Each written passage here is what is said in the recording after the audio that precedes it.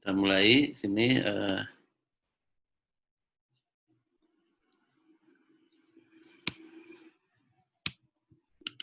Ini udah pertemuan keempat ya. Informasi ini materi yang Anda bisa download itu udah materi yang untuk sama minggu berikutnya ya. Jadi minggu keempat dan kelima. Oke, kita lihat pengambilan keputusan ya. Ya mungkin semua sering terlibat dalam pengambilan keputusan ya, baik untuk keperluan pribadi, keluarga maupun masalah di kampus misalnya ya. Jadi keputusan ini harus betul-betul dibuat dengan benar ya, benar, akurat, kemudian dampaknya minimum. Ini tantangan juga buat pimpinan-pimpinan perusahaan, apalagi dalam kondisi pandemi seperti sekarang ya. Ini cukup berat buat pimpinan perusahaan.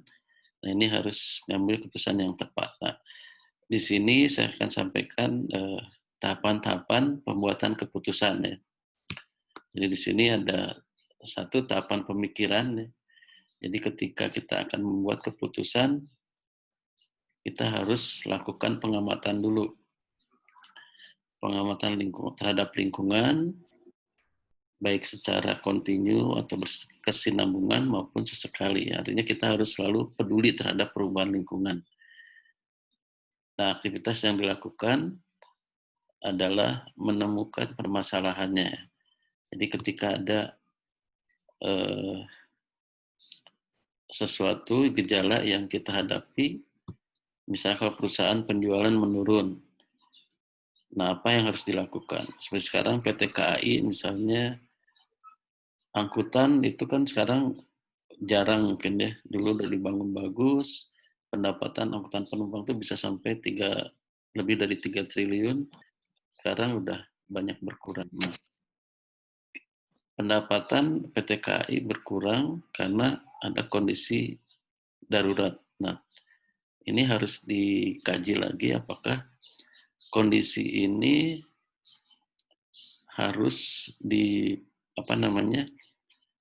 dicari lagi nanti bidang bisnis apa yang kira-kira bakal aman walaupun kondisi seperti sekarang ya. Misalnya sekarang anak-anak perusahaan yang masih jalan yang mana? Nah, mungkin PT KA Logistik, nah, itu masih bisa berjalan karena angkutan barang itu sekarang masih bagus ya, orang belanja online. Nah, kemudian bisnis apa lagi nih yang harus dikembangkan? Nah, ini harus dicari ya. Temukan permasalahannya, kemudian tadi ya permasalahan dalam kondisi normal dan kondisi tidak normal seperti sekarang ya. Ini harus dicari tahu. Kemudian klasifikasi permasalahannya, uraikan permasalahan, dirinci satu-satu gitu ya. Apa yang menjadi permasalahan, kemudian dilihat kepemilikan permasalahannya. Nah, ini permasalahan yang dihadapi ini milik siapa gitu. Nah, maka nanti ada pihak-pihak yang bertanggung jawab untuk mengatasi permasalahannya, tentunya bersama-sama tim ya kalau di perusahaan. Oke. Kemudian tahap kedua yaitu tahap perancangan. Nah, di tahap perancangan ini ada yang pertama ada komponen model. Jadi ketika kita mau mengambil keputusan ada variabel tak terkontrol atau variabel tidak terkendali, ini biasanya di luar kemampuan kita, di luar sistem kita. Kemudian ada variabel keputusan dan ada variabel hasil. Nah, ini semua variabel-variabel yang harus kita pertimbangkan. Nah, tadi permasalahan di lingkungan ini harus kita amati. Perusahaan-perusahaan tertentu ini secara rutin punya tim untuk mengamati perubahan lingkungan sampai pemilihan presiden, pemilihan gubernur, bupati, wali kota juga ini jadi pertimbangan. Nah, ini nanti di dalam keputusan ada yang semuanya di dalam kendali kita, yaitu di dalam sistem yang kita kuasai ya, kemudian pasti sistemnya dipengaruhi oleh variabel yang tidak terkontrol tadi. Nah, di dalam proses pengambilan keputusan, ini ada proses interaksi. Kita nggak begitu saja ngambil keputusan secara cepat gitu ya. Oh, perusahaan harus begini, harus begini, harus begini. Nah, ini harus ada prosedurnya. Diolah secara iteratif gitu ya, berulang-ulang kita pikirkan sehingga kalau ini sudah matang nanti akan mengambil atau menghasilkan variabel hasil yang kita inginkan. Nah, cuman yang harus jadi pertimbangan adalah ini jangan berlama-lama ya. Jadi ini harus cepat dilakukan. Nah, bagaimana supaya cepat? Salah satunya perusahaan harus punya perangkat pendukungnya, ya, yaitu salah satunya sistem informasi manajemen ya. Ini berdasarkan data-data kita olah, kemudian diolah nanti disajikan. Seperti misalnya ini kondisi PT KAI tadi ya, penjualan angkutan penumpang menurun. Nah, menurunnya itu seberapa besar? Sekarang kalau dari data katanya biaya produksi satu kali jalan itu untuk jarak jauh itu 50 juta. Jadi kalau misalnya penumpangnya yang berangkat di bawah 50 juta, pendapatannya ya, apakah harus ditiadakan pelayanannya? Nah, tentunya tidak ya. Jadi pelayanan tetap harus dijalankan agar cita kereta api itu bisa tetap bagus gitu ya, tepat waktu, cepat, aman. Nah, walaupun kondisi sekarang mungkin kondisi rugi. Nah, diharapkan nanti ketika sudah normal itu bisa kembali lagi. Nah, ini harus diputuskan segera ya, jangan sampai karena rugi nggak diadakan pelayanannya. Nah, ini nanti akan membuat orang berpindah ke jasa yang lain. Oke, termasuk sekarang di PT KAI itu kalau mau penumpang mau naik kereta, sekarang harus rapid test dulu. Nah, orang-orang atau kebanyakan orang kan malas rapid test ya. Di satu sisi aman di dalam perjalanan keretanya, tapi di sisi yang lain orang akan berpindah ke travel atau ke angkutan yang pribadi ya, mobil pribadi. Nah, ini mungkin juga harus dipertimbangkan dengan matang oleh PT KAI. Oke, berikutnya tahapan yang lebih rinci di sini ada namanya tadi tidak hanya tahap pemikiran, perancangan, tapi juga ada tahap pemodelannya. Nah, kita lihat sebelum ke tahap pemikiran, kita harus lihat kondisi saat ini. Kita analisis dengan matang bagaimana kondisi saat ini, kemudian baru ke tahap pemikiran, kita evaluasi tujuan organisasi seperti apa, prosedur pencarian dan pengamatannya seperti apa, terus pengumpulan datanya seperti apa, kita identifikasi masalahnya, kemudian diklasifikasi masalahnya, dan terakhir ada namanya problem statement atau pernyataan masalah. Kalau di penelitian tugas akhir, itu ada namanya perumusan masalah ya. Nah, di dalam pengambilan juga sama. Harus jelas apa yang ingin kita putuskan. Jangan permasalahannya A diputuskan B. Nah, mungkin nggak nyambung ya. Oke, kemudian kalau misalnya tahap pemikiran sudah dilakukan, masalahnya sudah jelas, maka tahap berikutnya adalah tahap perancangan. Di sini kita buat formulasi modelnya. Banyak model-model yang bisa kita gunakan. Ada model AHP, Probability, ada Topsis, dan lain-lain, termasuk yang model-model pengambilan keputusan yang lebih sederhana gitu ya. Nah, setelah formulasi model, di sini biasanya tentukan tujuan dari pembuatan keputusan itu untuk apa. Nah, kemudian setelah jelas tujuannya berdasarkan masalah di atas, kita tentukan kriteria pemilihan. Nah, kriteria pemilihan ini juga sangat penting untuk diperhatikan. Ketika kita mau memilih tanpa kriteria, maka kita akan kesulitan memilih alternatifnya. Nah, maka itu kriteria itu ada syaratnya. Syarat pertama yaitu kriteria ini harus lengkap. Syarat kedua, kriterianya harus minimum. Nah, artinya apa? Lengkap itu semua kriteria yang berpengaruh terhadap keputusan kita, itu kita libatkan. Tapi kalau semuanya dilibatkan, juga akan membuat keputusan kita menjadi kompleks. Nah, karena itu ada syarat kedua, yaitu minimum. Jadi, yang minimum itu berarti kriteria yang mewakili saja yang dilibatkan. Nah, yang lain-lain itu bisa digabung ke kriteria yang sudah ada ya. Oke, kemudian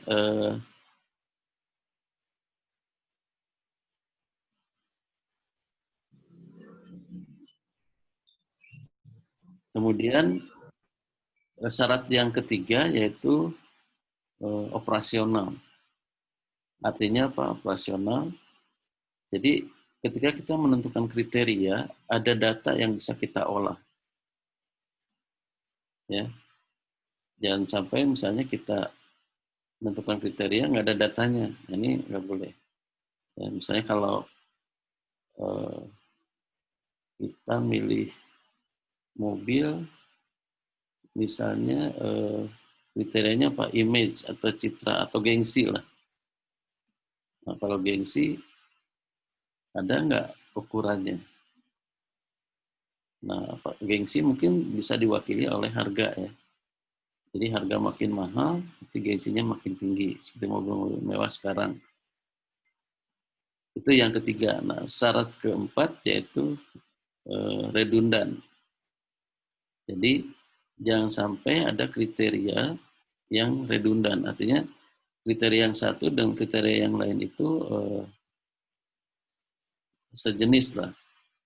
Jadi kalau sejenis atau overlap ya, itu bisa diwakili oleh salah satu kriteria. Nah, itu kriteria atau syarat kriteria ya. Kemudian yang ketiga adalah mencari alternatif. Jadi mencari alternatif di sini ketika kita mau membuat keputusan, alternatifnya apa saja. Nah, kita harus bangun alternatifnya.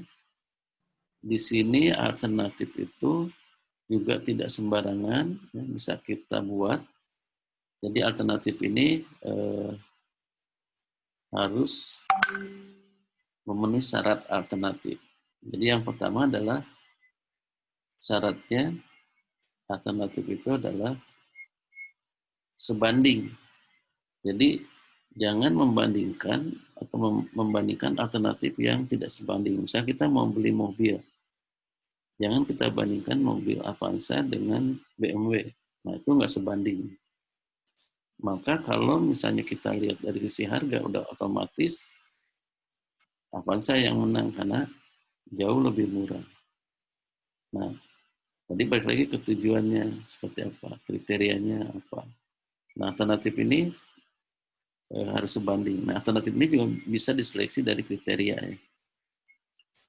Kemudian selain sebanding juga kalau misalnya kita punya 5 alternatif yang sebanding. Nah, ini ada satu syarat lagi, harus alternatifnya itu membuat konflik gitu ya, membuat kita bingung mengambil keputusan. Jadi kalau membuat kita bingung, nah diperlukan model untuk pengambilan keputusan ya, atau pembuatan keputusan. Jadi misalnya satu kriteria atau satu alternatif dia unggul di kriteria ke-1. Contoh yang gampang, misalnya Anda mau cari calon istri atau calon suami. Kalau kriterianya atau alternatif A, misalnya si A, itu paling ganteng atau paling cantik di antara alternatif yang ada. Tapi di kriteria B, misalnya kriterianya apa? Religius. Nah, mungkin yang lebih religius adalah yang alternatif yang bukan yang paling ganteng dan yang paling cantik. Nah, itu kan ada konflik ya. Jadi kalau kita kan bisa cari maksimum ganteng, atau cantik, religius, baik, pintar, kaya, itu semuanya ideal ya. Tapi jarang kita nemui di satu figur, satu orang seperti itu semua. Walaupun ada ya, tapi sedikit. Nah, alternatif itu gitu ya, harus sebanding dan ada konflik. Kemudian juga yang keempat itu meramalkan dan mengukur keluaran. Ya. Jadi nanti kalau misalnya Anda cari calon yang hanya ganteng saja, atau cantik saja, eh, sementara di kehidupan berumah tangga itu tidak cukup itu saja, maka Anda bisa mengukur.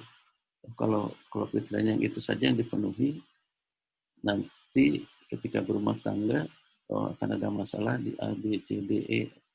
Nah, kita harus bisa ramalkan atau bisa ukur keluarannya, termasuk di perusahaan. Ya. Perusahaan membuat kebijakan atau membuat bisnis baru, ini harus diramalkan juga. Ini apakah bisnis ini nanti akan mendatangkan hasil yang bagus atau malah jadi beban buat perusahaan. Seperti di PT KAI, di antara 6 perusahaan yang mungkin sekarang sudah menguntungkan PT KA Logistik dan PT Kereta Komuter Indonesia, KCI. Ya. Yang lainnya mungkin masih belum menguntungkan. Nah, ini harus dievaluasi. Oke, kalau ini tahapan ini sudah sudah ditentukan, ya, kita cek lagi apakah sesuai dengan kondisi saat ini. Jadi, jangan sampai kita membuat formulasi, menentukan kriteria alternatif dan meramalkan dan mengukur keluaran, tapi ternyata ada menyimpang dari kondisi saat ini. Artinya ada permasalahan yang dihadapi. Nah, ini kalau misalnya tidak sesuai, cek lagi dari awal. Terus balik lagi ke sini. Kalau sudah sesuai, ke tahap berikutnya, yaitu tahap pemilihan. Ya. Dari alternatif tadi, berdasarkan kriteria yang telah ditentukan, mana yang terpilih, alternatif yang terpilih. Nah, ini solusi model. Ya. Nah, kalau ini di tahap pemilihan sudah ada ranking, misalnya ranking 1, 2, 3, kita juga nggak bisa langsung memutuskan. Harus dilakukan analisis sensitivitas. Jadi analisis sensitivitas ini harus dilakukan sebagai tahapan untuk memantapkan keputusan kita. Misalnya tadi yang gampang mencari calon istri atau calon suami misalnya. Yang terpilih yang paling ganteng atau yang paling cantik gitu ya. Karena biasanya ya normal ya, umumnya ada yang lebih ke fisik dulu gitu ya, baru nanti kepribadiannya dan lain-lain. Nah, kalau misalnya sudah ranking 1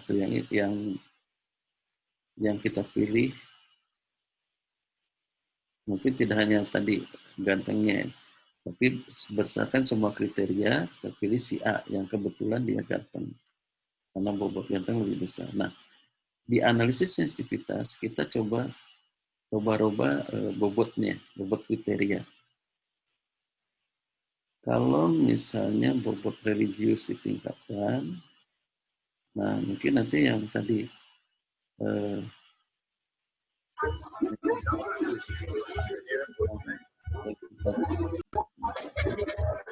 berubah menjadi ranking ke-2 bahkan ke-3.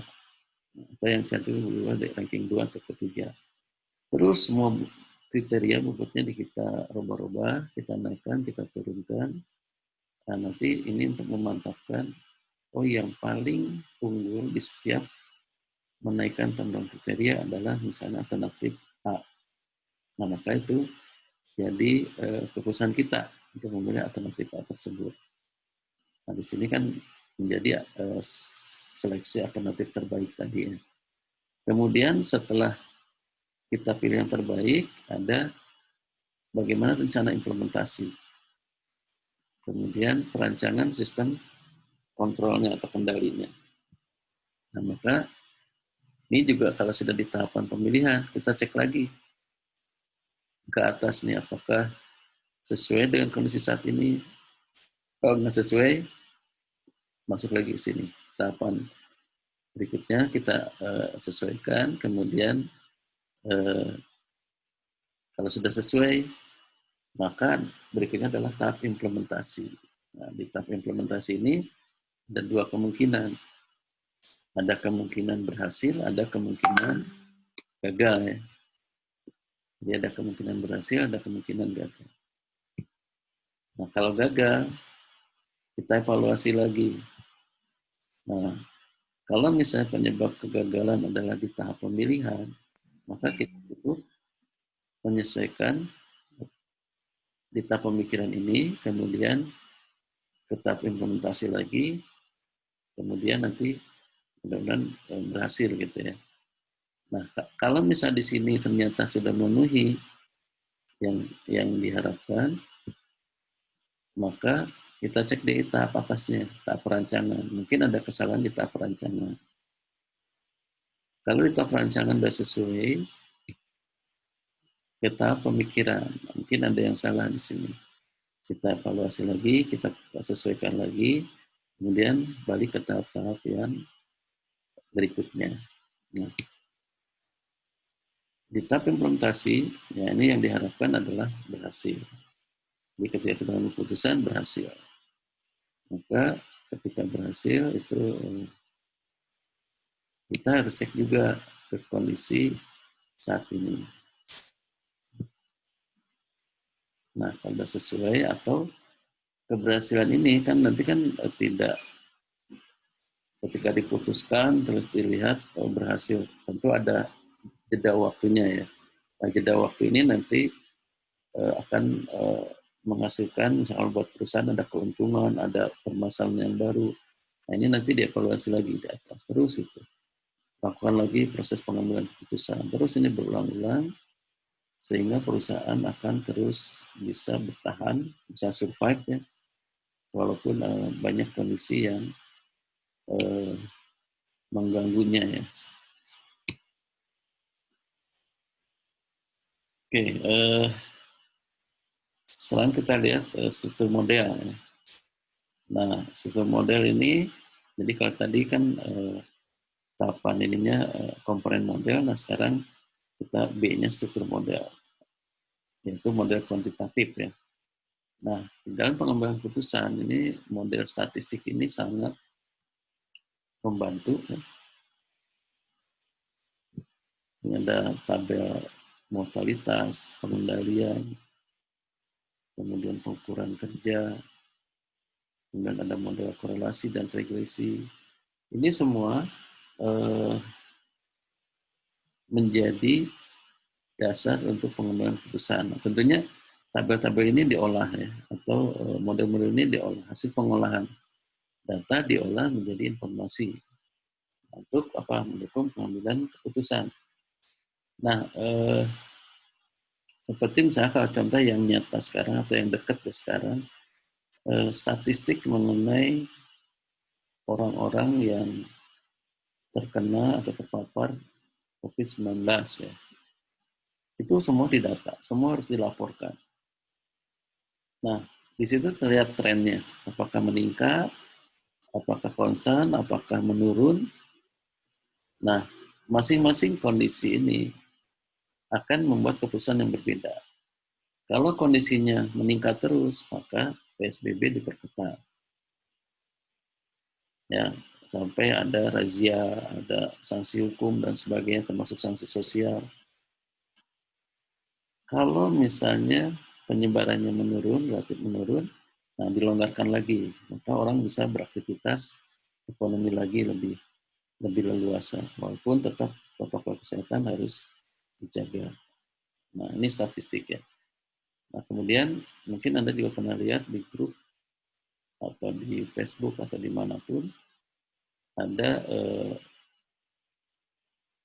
imbauan atau mungkin informasi mengenai penyebaran penyebaran virus corona ini ya. Ada yang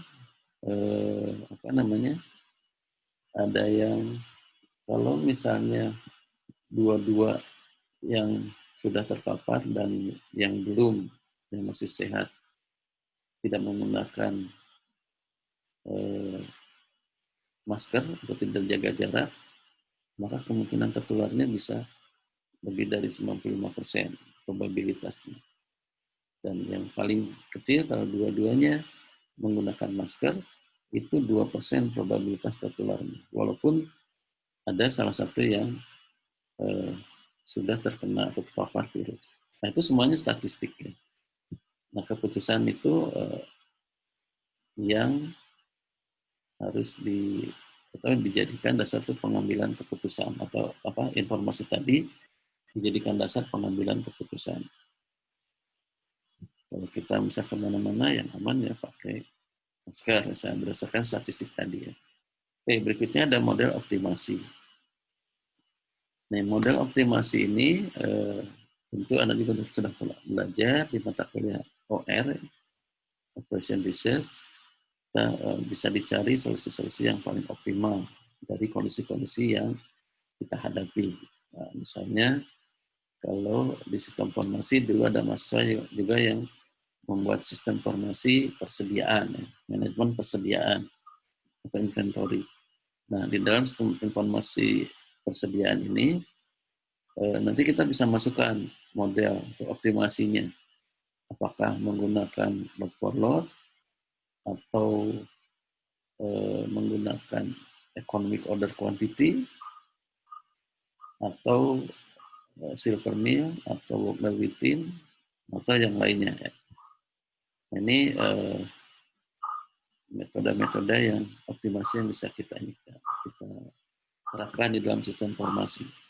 Ada analisis marginal, ada analisis incremental, ada model algoritma untuk mencari jauh terbaik melalui proses yang berulang atau iteratif. Misalnya menggunakan metode simplex, metode transportasi, metode persediaan, dan lain-lain. Nah, ini model optimasi. Ini waktunya tinggal 7 menit lebih ya. Tapi nanti ini karena ini saya belum upgrade, jadi nanti saya akan undang lagi Anda untuk gabung lagi ya, karena supaya lebih santai, nggak terburu-buru menyampaikan materinya. Oke, berikutnya ada namanya model heuristik. Ini Anda juga sudah pernah belajar di materi kuliah yang lain. Jadi model heuristik ini model yang digunakan untuk mencari jawab yang baik, tetapi bukan jawab optimum. Jadi model ini biasanya menggunakan pendekatan praktis. Jadi dulu saya pernah diskusi sama teman di DLAJR, biasanya menentukan berapa lama waktu lampu hijau dan lampu merah di suatu perempatan, itu hasil perhitungan menggunakan metode analitis model antrian. Nanti rata-rata kedatangan, rata-rata waktu menunggu dan lain-lain. Distribusinya apa. Nah, nanti ketemu berapa lama waktu merah, waktu hijaunya nanti. Nah, waktu itu dia cerita ada yang unik di perempatan Gede Bage. Di situ kalau pakai pendekatan analitik nggak bisa sesuai dengan kondisinya. Maka waktu itu menggunakan pendekatan heuristik gitu ya. Dia ada orang-orang yang ditempatkan di perempatan itu, kemudian dia coba ngeset lampu hijau, lampu merah, terus dilihat reaksinya, kemudian panjang antrian dan sebagainya. Nah, kalau misalnya nggak sesuai, coba lagi waktu yang lain. Terus coba sampai ketemu yang paling baik ya, di daerah tersebut. Oke, contoh yang lain adalah keseimbangan lintasan produksi. Nah, ini juga biasa ada menggunakan metode heuristik. Ini juga telah belajar di materi sistem produksi atau traveling salesman problem atau TSP. Itu di mata kuliah OR ya. Nah, ini mungkin sekarang banyak kurir-kurir yang mengantarkan paket yang dari belanja online ini menggunakan ini ya. Jadi mereka, kalau Anda lihat, kalau saya suka lihat juga, saudara saya ada orang yang kurir yang nganterin barang, satu motor ini penuh. Nah itu sudah di-set ya, jalurnya mau kemana saja. Jadi kalau satu gagal, biasanya satu hari ini punya target banyak ya, supaya dia dapat uangnya juga lebih banyak, dan janji sampainya barang ke konsumen itu menjadi makin cepat gitu ya, makin cepat dipenuhi. Nah ini kalau misalnya satu itu udah dirancang tadi jalurnya mana saja, kalau satu gagal, nah dia pasti jadi kacau jadwalnya. Nah ini mungkin nanti berdasarkan pengalaman akan disesuaikan lagi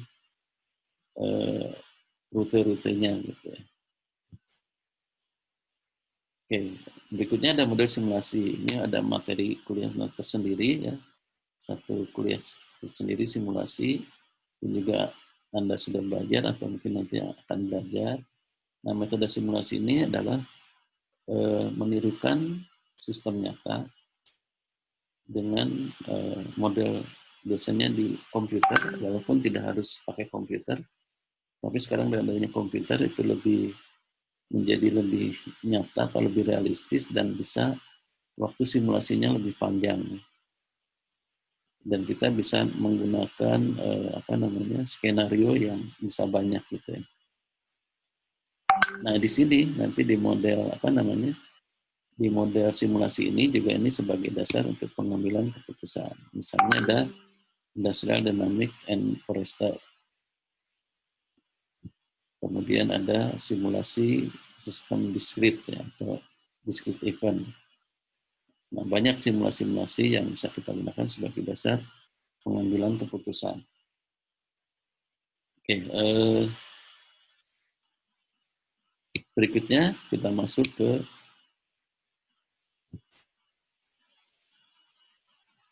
bagian C, yaitu prinsip-prinsip dasar pemilihan. Nah, kita lakukan evaluasi dari alternatif yang ada dan pemilihannya langsung dari tipe kriteria yang digunakan. Jadi ada dua prinsip, di sini ada prinsip pemilihan secara normatif dan ada deskriptif. Nah, kalau normatif biasanya kita pilih alternatif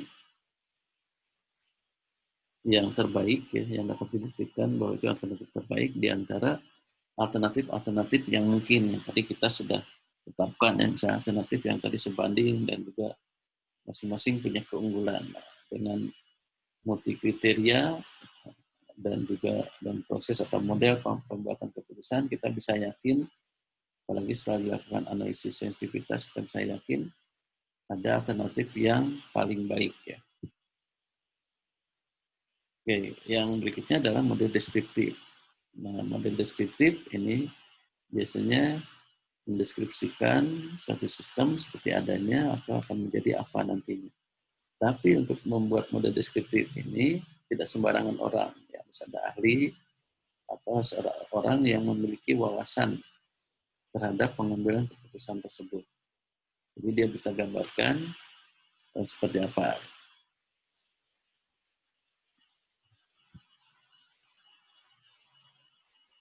Oke. Kemudian ada yang berikutnya, yang D-nya adalah mencari alternatif-alternatif. Nah, tadi sudah disampaikan bahwa alternatif itu harus sebanding dan ada konflik ya. Nah, tadi untuk memilih alternatif juga tidak mudah ya. Nah, ini dibutuhkan kreativitas dan proses pencari yang membutuhkan waktu dan biaya. Jadi kalau kita mau matang keputusan kita, ya kita harus rajin ya mencari alternatif tadi ya. Oke, kemudian memperkirakan keluaran dari masing-masing alternatif. Tadi juga sudah dibahas di flowchart yang tadi ya. Nanti kalau setiap alternatif ini nanti akan seperti apa ke depannya. Oke, ini tinggal 1 menit lagi.